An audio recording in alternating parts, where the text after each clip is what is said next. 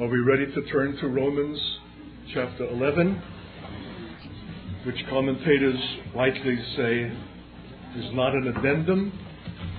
It's central to Paul's whole apostolic understanding of the faith. That the first 8 chapters of his great book, which is the most systematic statement of his apostolic theology, is a preparation for 9 through 11. And what follows, 12 through 16, is the aftermath, the outworking. Now I beseech you to make your bodies a living sacrifice. And then he goes on from that into practical aspects of church life. But the heart of the matter is 9 through 11, and the capstone is 11 itself. So we'll go verse at a time, and we'll just interact over this and bring forth things that are rich. So remember that Paul is answering the question of the Roman church, which they have very valid human reason to ask: is God finished with the Jew?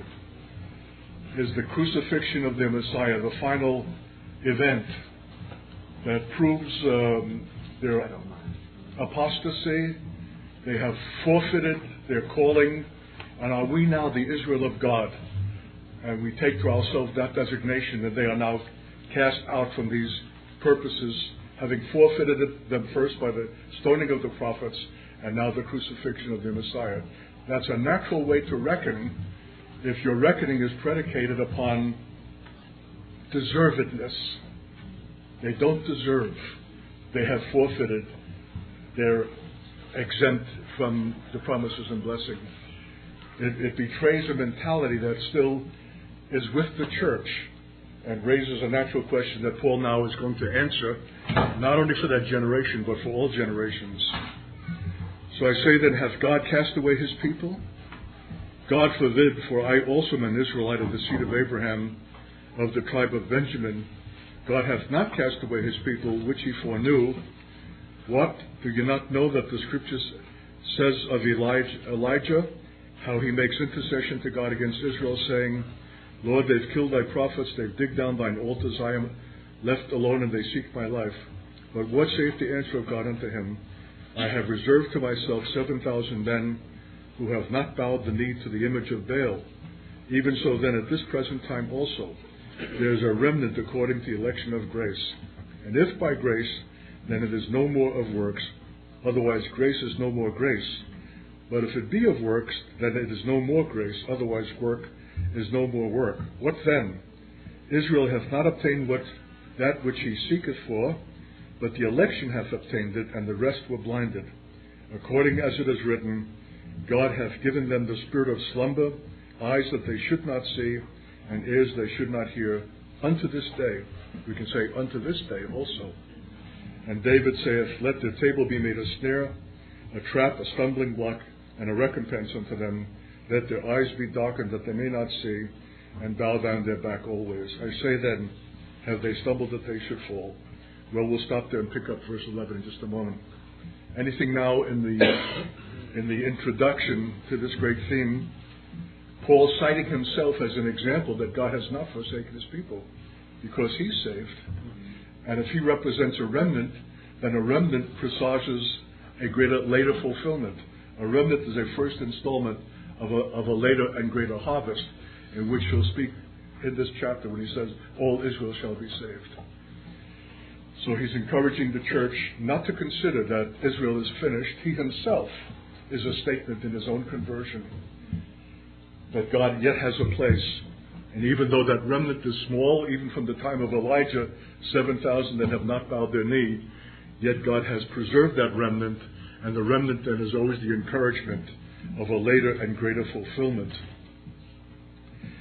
So Israel has not found that which it has sought through works, because what has come now is grace. The election hath obtained it, and the rest were blinded. But that blindness, as we're going to read, is not a permanent and enduring disability.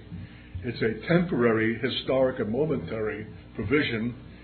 And the genius of it is that it's a provision for Gentiles, that he has momentarily set aside his people. That's what we're going to take up now in this key 11th verse. Have they stumbled that they should fall? Are they permanently out of it?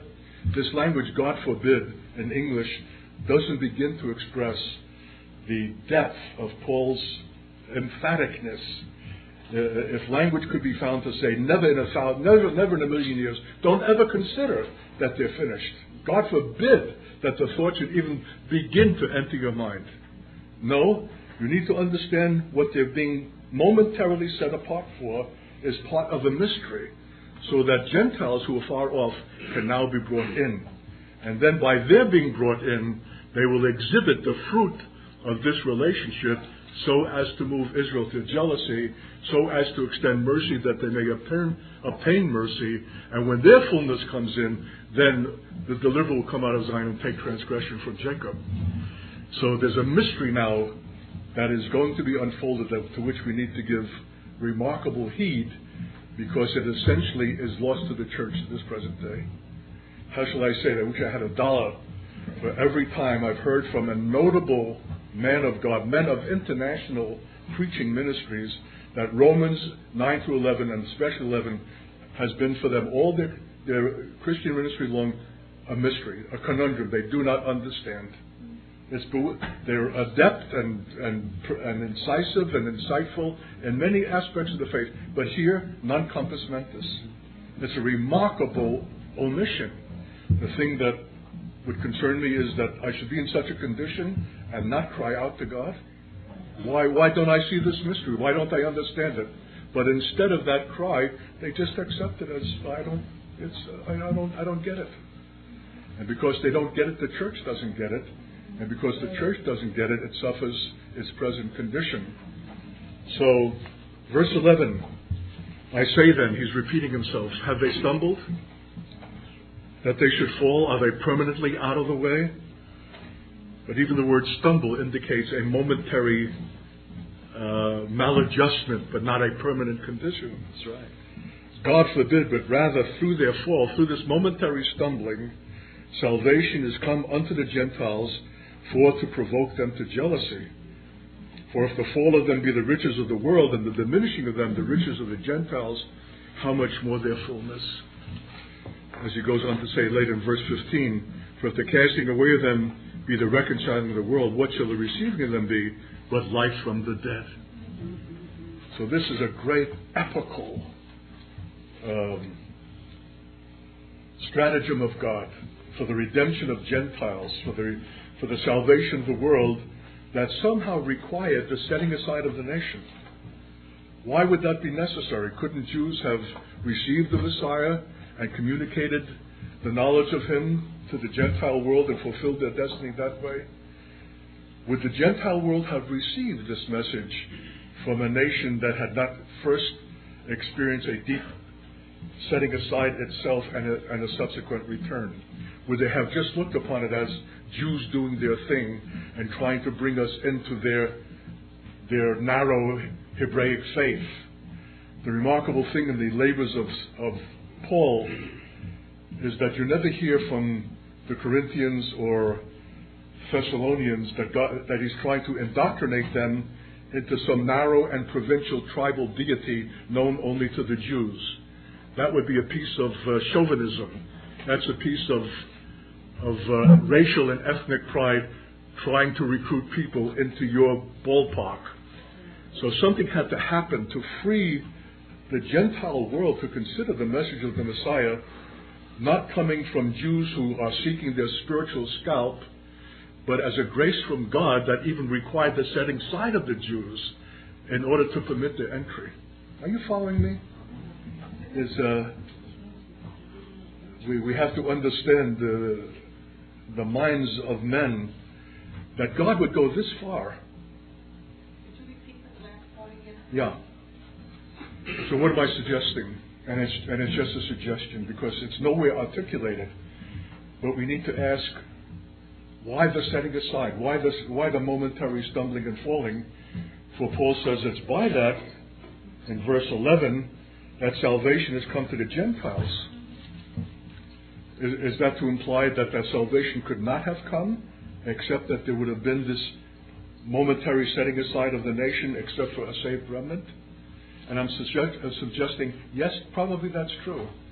That if the nation had just gone along, received the Messiah, and then commended their faith to the Gentiles, it would have been a kind of statement of a chauvinistic kind of racial, ethnic pride, trying to recruit Gentiles into their faith. And it probably would have been rejected.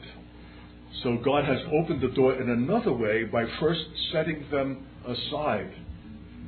And then, in bringing them in, he will make them the key for Israel's own subsequent restoration. There's a reciprocal relationship birthed for the first time between Israel and the church, without which neither one can come into its full destiny. We're dependent the one upon the other in the genius of God, which you need to appreciate, because what two peoples have been at a greater and more ancient enmity than Jews and Gentiles? You needed to meet my mother when she would spit out the word the goyim, them, the other. It's so deep. It went all the way back through her London childhood, and she memories that either she fabricates or were real, but an anger, hatred even. For God to make the one the agent for the other is a remarkable statement of grace and the mystery of God and His ultimate purposes. So, dwell on that key 11th verse. It's the pulsating nub. It ought to be going off and on like a light. Have they stumbled, they should fall. God forbid. Don't ever consider that. But rather through their fall, or because of their fall, salvation has come unto the Gentiles. And then this punchline, for to or so as to provoke them to jealousy. This is so Pauline. Just where you think a statement should end and a period should be fixed, he adds one further phrase. And that one further phrase turns the world upside down.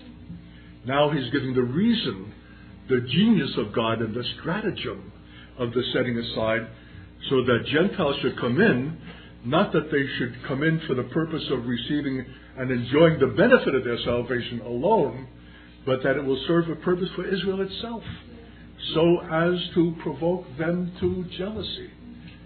Raises the great question, what can Gentiles ever do or perform that will move a proud, ethnic, religious Jewish people to a jealousy of a kind to consider the gospel they would otherwise have repudiated or dismissed?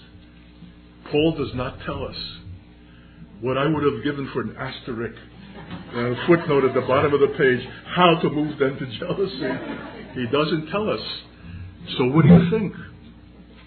Because the church and God and Israel is yet waiting for this fulfillment. We have a destiny, saints. We have a calling. And if you have not considered that your salvation has a purpose for you beyond yourself, you've not considered. And until you've considered that, your salvation is not complete. Because the thing that will save you utterly is it being called to the destiny of another people outside yourself. There's something about us, even in the church, that is so egocentric. Me, my mind, my fellowship, my ministry, my blah, blah, blah. What can God give so powerful as to break the orbit of egocentrism, even of a spiritual and religious kind? Israel is that something. An object for our consideration, which we ourselves would never have chosen. And a difficult object, because he says, in the same chapter, they are the enemies of the gospel for your sake. I'm not giving you a patsy people, they're not a pushover. I'm giving you the most obstinate, the most obdurate. They've caused me fits, they're stiff-necked from the beginning and right to the last. But this is your baby. And you're the one to move them to jealousy. And he doesn't tell us how. Well, you need to know that the first time I ever preached this, after a 14-month sabbatical silence, in the whole history here of Ben Israel, where the Lord shut down the community for 3 years, and that's when I was put in a seminary, and the Lord began to open the mystery of Israel. And in the 14th month of that, so I was forbidden to speak publicly. I got an invitation from Sacramento, California, on the telephone, Art, you don't me, I'm Pastor so-and-so. We have been praying here that God wants you to speak to us a seminar on Israel and the church in the last days, which was exactly the phrase that had come into my heart after the opening of an understanding of that subject in that period of time. So I went to California 10 days in advance, fasting and prayer, and we commenced that seminar. People paid to attend. They had the tape recorders to catch every word. And not being a teacher, the prophetic man who brings the back of envelopes and scraps of paper and lays it out there, and somehow something's got to come together, I began. And the first message, I raised this question: by what means shall the church move Israel to jealousy? And I never answered it. When it went on for 6 messages, after which the pastor said it was a historic occasion, went to bed Saturday night, Sunday morning is the final message, not yet having answered the question. And at 3 o'clock in the morning, as I'm fond of saying, not 2:59 or 3:01, exactly at 3, I lurched out of bed with a jump. God gave me a word: martyrdom. And my final message was, the church that will move Israel to jealousy is a martyr church. And it's implied, martyr for their sake. So Paul doesn't spell it out, but as we come close to the end of the age and see the realities that are converging, this is a very reasonable word to imply. But the issue is, the church is the key to Israel's deliverance and salvation. By what we exhibit that moves them to jealousy, by the mercy that they will obtain through our mercy,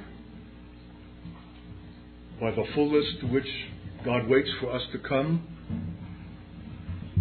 So the whole chapter, as we shall see, puts the premium not on Israel, for Israel will be reduced to complete ineptitude, inert, beyond and beside itself, for anything out of itself. Why is that important? Because what is the Jew but the statement of human self-sufficiency? And that self-sufficiency has got to be reduced to nil, N-I-L, zero, no capacity whatsoever, down and out, dry bones. And unless someone else addressed those bones remain eternally, millennially dead. But what does he say? What shall the return be but life from the dead? But what affects that return? Not Israel itself, the church. But a church of what kind? An ultimate kind and a martyr kind.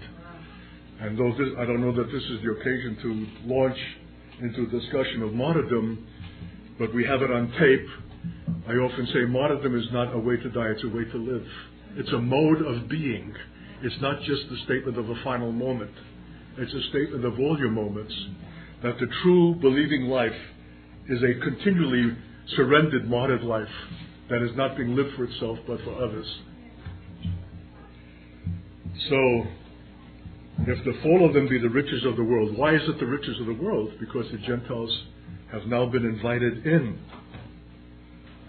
And the diminishing then the riches of the Gentiles, how much more their fullness?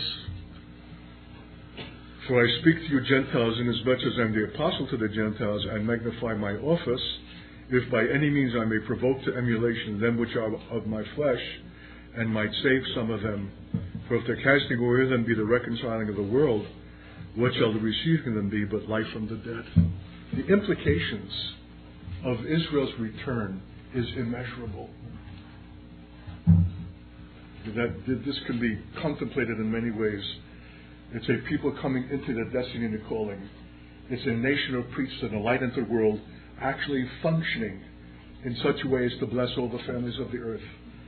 Because only the priest can teach the people the difference between the sacred and the profane. And until they teach it, the world continues to become increasingly profane. That one factor alone will be life from the dead.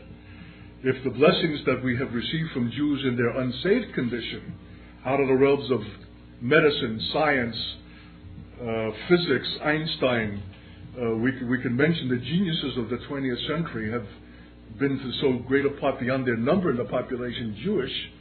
What will the blessing be to mankind in the redeemed state, in the fulfillment of their calling to mankind? Jews are not intended for themselves, but for the nations. But to bring them to that destiny is the task of the church. Why do you think it is that Paul was made the apostle to the Gentiles? Isn't that a fluky thing that God takes a fisherman, Peter, and makes him the apostle to the circumcision, and takes the great student of the Rabbi Gamaliel, and all of his rabbinical knowledge would be an ace for the circumcision, and makes him the apostle to the Gentiles? What a role reversal. But there's a significance in this that we need to understand. What do you think? Why was Paul made the apostle to the Gentiles? And he says, if you see in me a man out of time, I'm a foretaste, my whole conversion is a statement of God's intention for the nation. My apostolic role pictures Israel's apostolate to the nations. If the nation has a role to the nations, then I have a role to the Gentiles presently. And what a role Paul had. And what a devotion the Gentile believers had taught him, that there's nothing more touching than to read again Paul's call to the elders of Ephesus when he tells them, you'll see my face no more. And they meet with him and they bow down and pray on the beach and hang on his neck and weep that they will see his face no more. And he reviews with them, you know what I've been to you? Night and day with tears from public place, from house to house. I never withheld the whole counsel of God. I never exploited you. I never drew from you. Paul is such a statement of what Israel will be to the nations. He's a model already of the millennial future. So can you picture a day in which Gentiles will be hanging on the necks of Jews? Well, we read that Gentiles will hang on the skirt of Jews and say, take us to your God, for you know him. The Gentiles of 10 nations will clutch the skirt of a Jew. That Jews will be such a blessing, who today are such a, irritant and threat of vexation to the peace of the world. One day will be purest blessing to the nations, which was God's intention ever from the first. We can't say enough for Paul. I don't know who I want to meet in heaven more. But what he represents, what he is in himself, for me to live as Christ, that remarkable apostolic career, and saying who is sufficient for these things, and being to the church, being to his own people, suffering the bodily things and scars that he did for the faith, and being entrusted with the mysteries of the faith as a great steward, because he's less than the least of all saints. And Paul is not just being deferential and polite here. He heartily, truly believes he's less than the least of all saints. He's deserving of nothing. He was a murderer and persecutor. Anything that comes to him is purest grace, for which he'll always be grateful. So we're indebted to the dear man for communicating the insight that is exclusively his. For if the first fruits be holy, verse 16, the lump is also holy, and if the root be holy, so are the branches. If some of the branches be broken off, and you, being a wild olive tree, were grafted in among them, and with them partakest of the root and fatness of the olive tree, boast not against the branches, but if you boast, you bear not the root, but the root thee. And you'll say then, the branches were broken off that I might be grafted in. Okay. But because of unbelief they were broken off, and you stand by faith, be not high-minded, but fear. For if God spared not the natural branches, take heed, lest he also spare not thee. Behold, therefore, the goodness and severity of God on them which fell, severity, but toward thee goodness, if you continue in his goodness, otherwise thou also shalt be cut off. And they also, if they abide not still in unbelief, shall be grafted in, for God is able to graft them in again. For if you were cut off out of the olive tree which is wild by nature, and were grafted contrary to nature into a good olive tree, how much more shall these, which be the natural branches, be grafted into their own olive tree? This is a remarkable analogy, is that the word? A symbolic way of expressing this mystery that is uniquely Pauline, using natural and organic things. You Gentiles were wild branches. You were incapable of fruit. Don't boast now that you've been grafted into another tree. because your boasting is unbecoming and will even void the benefit that would otherwise be yours by the receiving of the sap that rises from its root, because your lack of humility and gratitude will nullify the benefit of being grafted in. Nowhere do I find scriptures that support that statement. I'm going out on my own limb, but I feel pretty confident about this, that unless we are grateful recipients for being grafted into another tree, we do not receive its benefit. In the same way that a wife who is only nominal in her submission to her husband will not receive the benefit that flows to her through the head. And that's why we see independent entities living under the same roof. So to receive the benefit of what this organic connection from the head to the body, from the root to the branches, requires an attitude of humility and gratitude. That we who were wild and cut off have now been privileged to be placed into the one tree, which is the redemptive planting of God. It may not be outwardly an attractive tree. It's gnarled. It's gone through quite a history. It's despised in the world. But we're privileged to find a place in its branches by their being broken off. So if we have been grafted in being wild, what's the prospect of their being grafted in having first been broken off? If he can graft in a wild branch, how much more can he graft in the natural branch? So that my first Assemblies of God pastor was astounded at my progress. I took notes like they were going out of style. The first 6 months, every word out of his mouth, and after that I was off. He had never seen a convert more readily soak up the faith than I. It was not that I have some particular ability, but I was a statement of the natural branch being grafted into its own root and sucking up what was natural to me. And maybe for that reason the Jewish believers have less resistance to the Holy Spirit, the gifts of the Spirit, the baptism of the Spirit, than other believers. It seems to be a more natural mode of being for us. So it's something about the natural branch being grafted into its own root. But Paul says, don't boast against them, but rather fear. Contemplate the goodness and the severity of God. Goodness toward you, but severity toward them. And I believe that the absence or the loss of fear in the church, which is a distinguishing factor that is becoming to the church, is altogether the absence of this acknowledgement. We do not fear God because we have not recognized His severity toward Israel. When we see how far will God with His own, because what has it meant for us to be broken up off of our own tree? What has it meant for us to be set aside for 2,000 years? What mishap, what mischief, what great catastrophes of history, from the Spanish Inquisition to the Holocaust, have befallen us in the New America, the New Spain. We were burned at the stake in Mexico City in the 1500s as Jews. Wherever we have gone, we've been persecuted. We've been knocked from pillar to post. We've suffered for the want of the blood of Messiah, the covering, the protection, the keeping power. We've been open and vulnerable to every oppressive thing calculated for our disaster. It has cost the Jewish people plenty to be cut off from their own tree, to be set aside. That's the severity of God. It was judgment, deserved judgment. But we need to recognize and not be offended by the severity of God.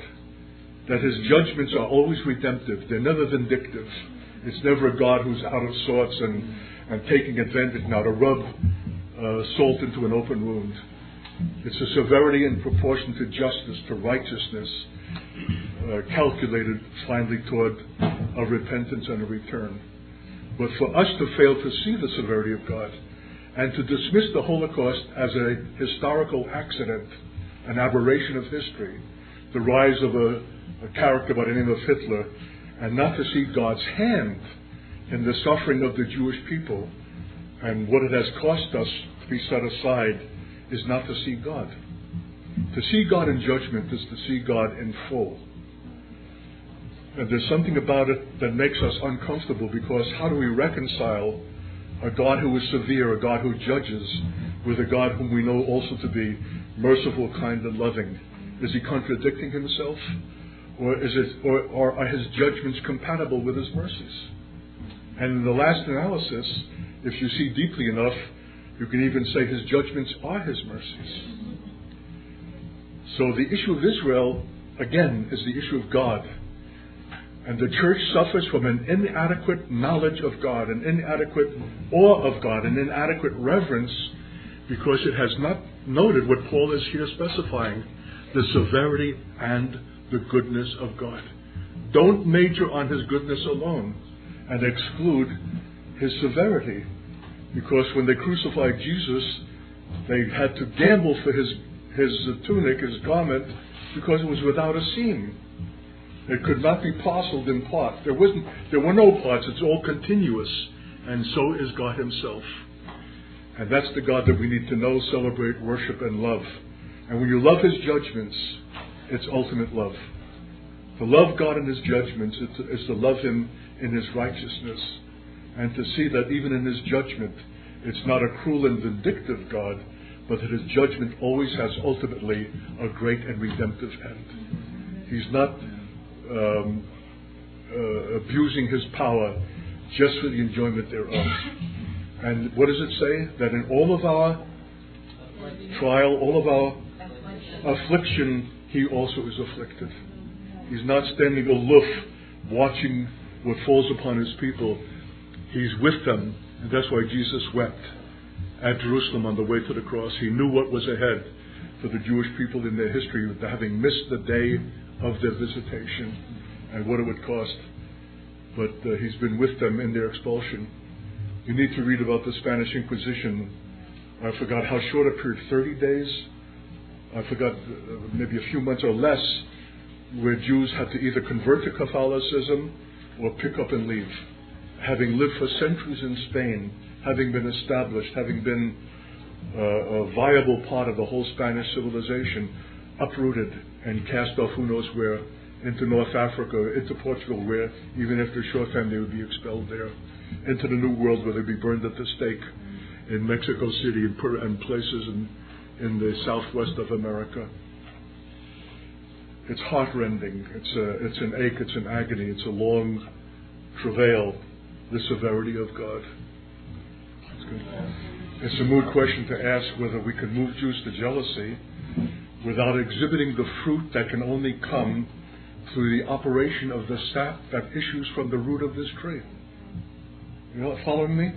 Unless you're consciously and gratefully grafted in and partake of the fat and the substance of the root, which is the life of God, how can you be fruit-bearing? And it's that this fruit that moves Jews to jealousy, because it's fruit of a distinctive kind, and from a branch that hitherto has never borne fruit. It's been fruitless, being wild.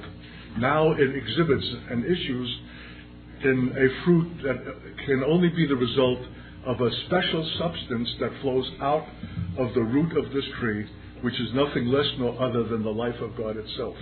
And I'm saying, unless we are gratefully grafted in, we cannot partake of that substance.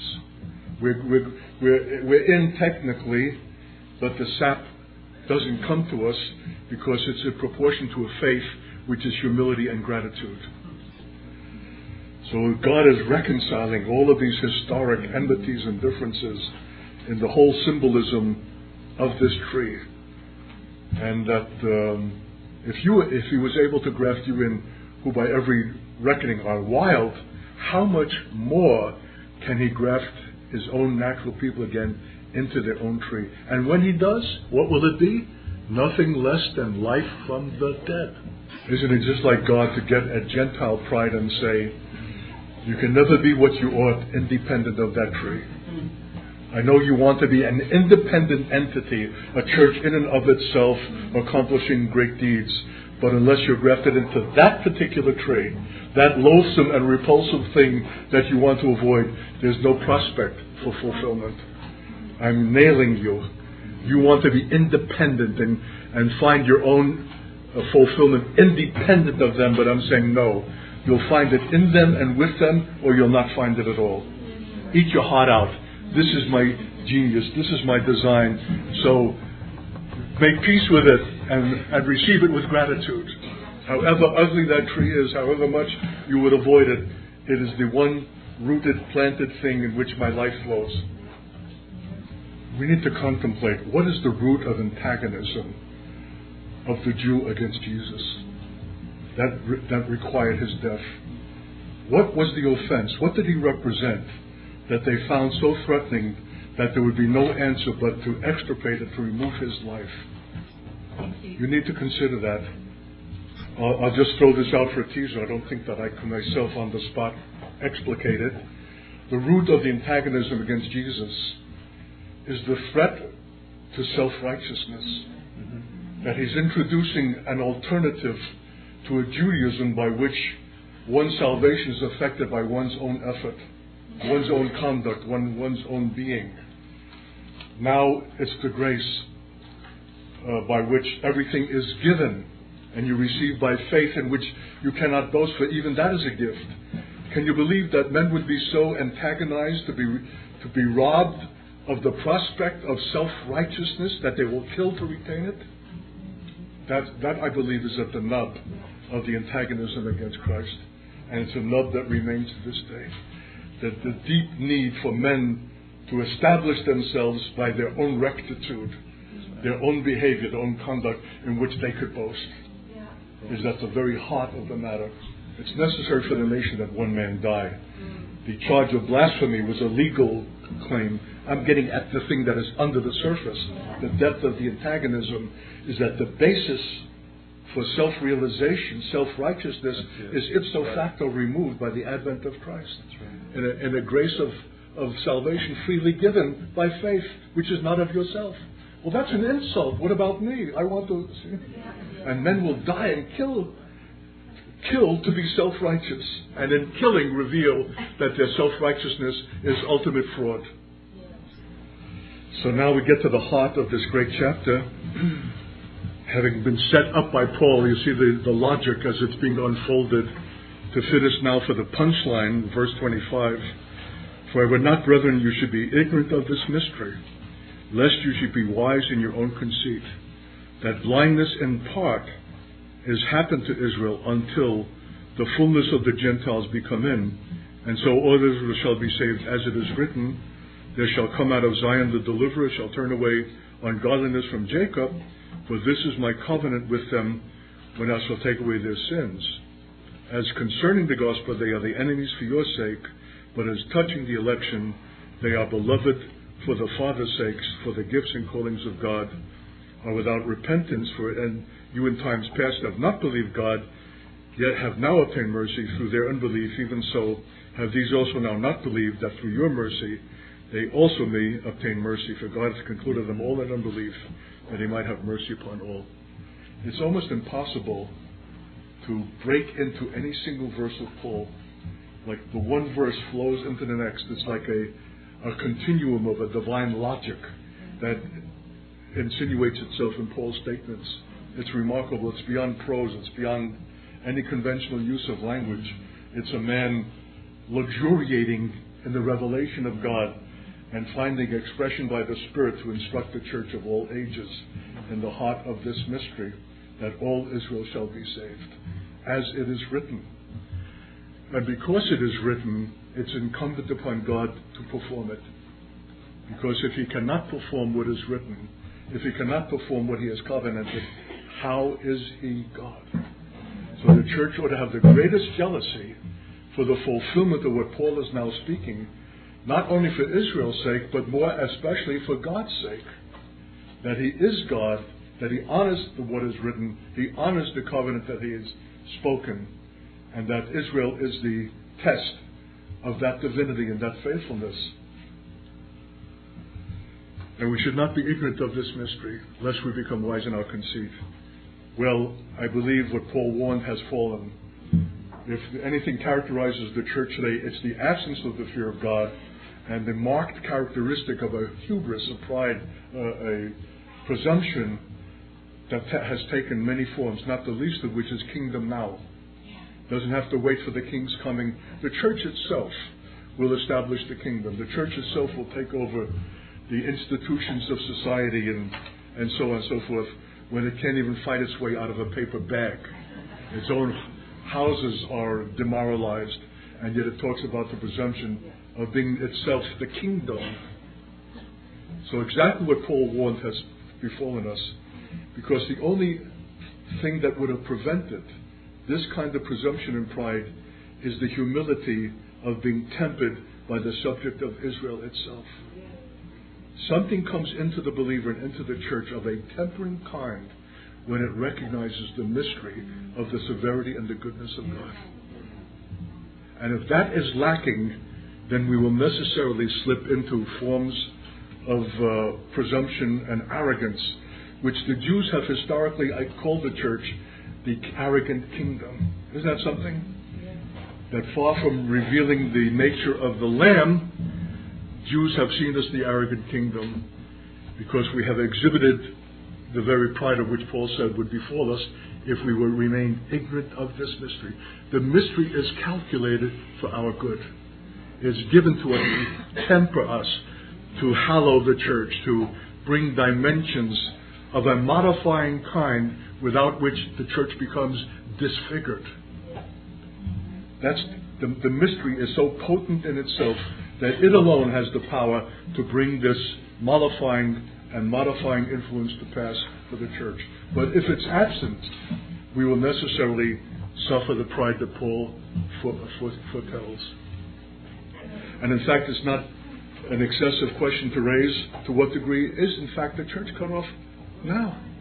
To what degree have those branches either been broken off or allowed to remain, but to remain only as a stick? Still a dead stick, still a wild stick, still not fruit-bearing. And its condition is so pathetic, it doesn't even know it. So, if that's the lamentable condition of the church, how is it to be remedied? That is pathetic. By coming back into the appropriation of the mystery and the things that are set forth here. And how will the church obtain this? Who brings that message? Is it going to come from its own pastors who are gainsayers and have their own careers to pursue? It's got to come from someone outside them. It's got to come from a prophetic voice that brings and communicates the mystery of this faith. Yes. So the question is, where are such men? How are they being groomed? And who's receiving them? May be the real key issue of our hour. The formation of prophetic and apostolic men to whom alone are given the credentials and the authority to communicate mystery. A teacher cannot do it. Once it's broken, once the foundational thing is conveyed by men of that kind, then the teacher can come and draw out the implications for the church of that locality and what they have been given. But he himself cannot bring the foundational word. It must come from foundational men. So we're back again to the question of true and false apostles and prophets, which is probably the great question of our hour. And count on it that the true men will be denounced as false and the phonies will be celebrated as true. So it's a real internal struggle of great moment and consequence for the church. Just as Paul does not tell us in detail what it takes to move them to jealousy, he doesn't tell us in detail what it means for the fullness of Gentiles to become in. We can only surmise it means dimensions of an ultimate spiritual kind. And can those dimensions be fulfilled without the embrace of this mystery and the identification with this people and the willingness to share in their suffering and even in their judgments? That when a church itself voluntarily embraces that identification and suffering, that is the fullness. So it's remarkable what he leaves unsaid and allows us to draw out from the heart of God in the implications by the Spirit. But that word fullness must imply a taking to ourselves the destiny, the calling of Israel, their suffering, their shame of their last days apostasy, their expulsion. But when that identification is true in us who have no reason to embrace it because it's entirely voluntary, then the deliverer will come out of Zion. The Lord knows when the conditions have been fulfilled. He's waiting for something in the church. And so, therefore, the deliverer shall come out of Zion. When? When the fullness of the Gentiles be come in. It's not going to be a fullness that's cheaply obtained without suffering. In fact, it's just fair to expect it will be obtained through suffering. And so, whereas there are people who will volunteer, make themselves candidates for suffering in order to obtain a fullness by which the deliverance comes out of Zion and saves Israel from their sins. It's not to be expected. It confounds, it contradicts any natural reckoning of what can be expected by man. But it's a testimony that a people, Gentiles, have come into such a union with God as to share His heart, His mind, His very constitution and makeup, that fullness is the fullness of the Lord Himself, now expressed in the body by a people who have voluntarily submitted themselves as candidates from suffering to obtain it. Priest. And who have no requirement to do so. They could have played church for the rest of their days and had their Sunday services and their programs. No, they put themselves in a place of a special vulnerability. They announce to the Lord and make clear to the powers of darkness, we're willing for this fullness, whatever the cost to ourselves, whatever the sacrifice, whatever the suffering. That very thing, that very announcement, causes such a fear in the powers of darkness as to violently shake their whole kingdom of darkness. That there's a people in the earth willing to suffer, for suffering is the antithesis of the spirit of the world. And the mentality of the powers is the avoidance of suffering. It's the pursuit of pleasure, self-aggrandizement, me. For a people to turn their back on that false wisdom and basis for life and to embrace the cross, which is suffering, for another's sake, so that the deliverer can come out of Zion, turn transgression from Jacob, according to the covenant He's made with them. That Gentiles will do this for Jews, it's unheard of. Why would they? There's no natural reason to expect it or to request it. That they are willing voluntarily to do so is itself a mystery and an ultimate statement of the redemptive work of God, who has taken a people off the dung heap and made them to sit with the princes of His people. He's given them their mind, His heart, what He is in Himself has become what they are in themselves. And because they're that, they are not only the key to Israel's redemption, they are the bride for the bridegroom. Because such a bride is appropriate for the bridegroom, and for which the Lord waits.